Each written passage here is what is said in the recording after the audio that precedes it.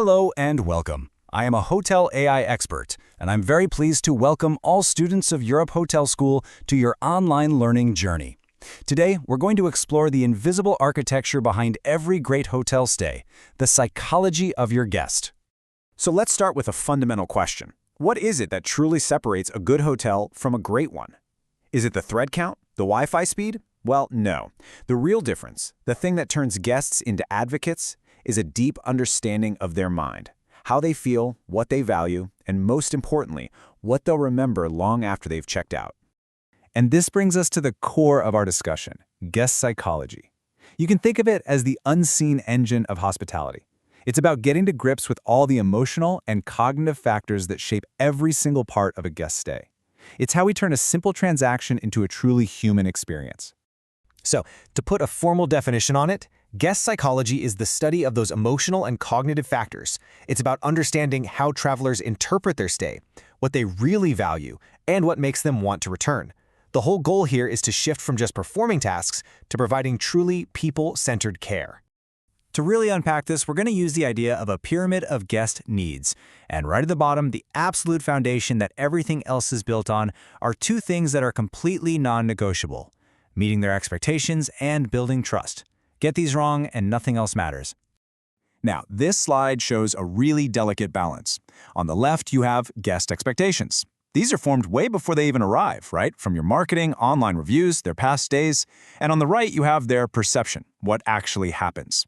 The gap between those two things, that's probably the biggest predictor of guest satisfaction you'll ever find.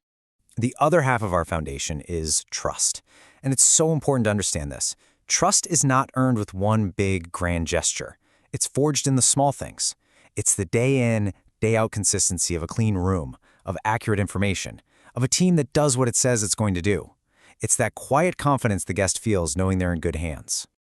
Okay, so foundations in place, let's move up the pyramid to what I call the emotional core. Once you've met expectations and built trust, you can focus on the psychological drivers that really shape how a guest feels. And we're going to look at three things: comfort, control, and memory. You know, comfort really comes in two flavors. First, there's physical comfort. That's the baseline. The comfy bed, the right room temperature, the cleanliness. That's just the price of entry. But emotional comfort, that's where true hospitality begins. It's that feeling of being welcomed, respected, and genuinely understood. And that doesn't come from facilities, it comes from empathy. Think about it. Travel can be stressful. People are out of their routine, so giving them a sense of control over their environment is an incredibly powerful way to lower that anxiety. This could be high-tech, like an app for check-in, or it can be as simple as clear signs and a staff member who is easy to approach and knows the answers. When guests feel empowered, they can finally relax. This brings us to a really critical idea: emotional memory. Your guests are not going to remember every little detail of their stay. They won't remember the exact time they checked in or the brand of the TV. But what they will remember, with perfect clarity, is how certain moments made them feel. Those emotional peaks, both good and bad, have a huge impact on their overall impression. And this is where it gets fascinating. A service problem isn't necessarily a disaster. It's actually an opportunity. If you follow these 4 steps, you listen, you empathize, you solve it, and then you follow up, you can turn a moment of frustration into a powerful, positive memory. In fact, a problem that's solved brilliantly can create a stronger bond than a stay where nothing went wrong at all. All right, let's keep climbing the pyramid. Now we're getting into the levels where we're not just providing good service, we're actively crafting memorable experiences. And this is all about making a guest feel uniquely seen and valued through personalization and recognition. Personalization, at its heart, taps into a fundamental human need. We all want to feel seen. It's what turns a simple transaction into a real connection. Just using a guest's name or remembering they like a room away from the elevator, these small acts tell them, "We see you. You're not just a room number to us."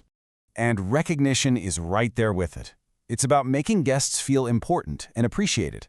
Something as simple as, "Welcome back, Mrs. Davis. It's so good to have you with us again," triggers a really positive emotional response. It confirms they made the right choice to come back, and it validates their loyalty. And that brings us to the very top of our pyramid. This is where we uncover the psychological shortcut that dictates how we form memories and, critically, how we build lasting loyalty. It's an incredibly powerful concept called the peak end rule.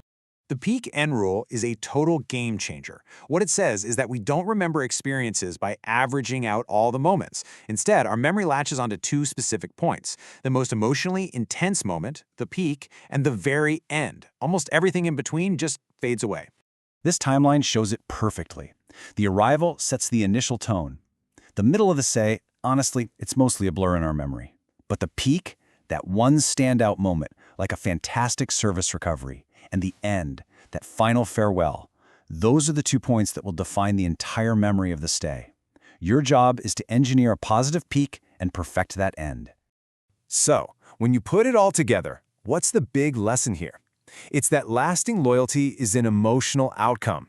It is not one with nicer gyms or bigger TVs. It's earned through feelings. When you understand guest psychology, your focus shifts from just managing tasks to intentionally creating positive emotions for your guests. So as you move forward in your careers, I want to leave you with one final thought to reflect on. Knowing that your guest's entire memory of their stay with you will be built on just a handful of key moments, the question is, which moments will you choose to create?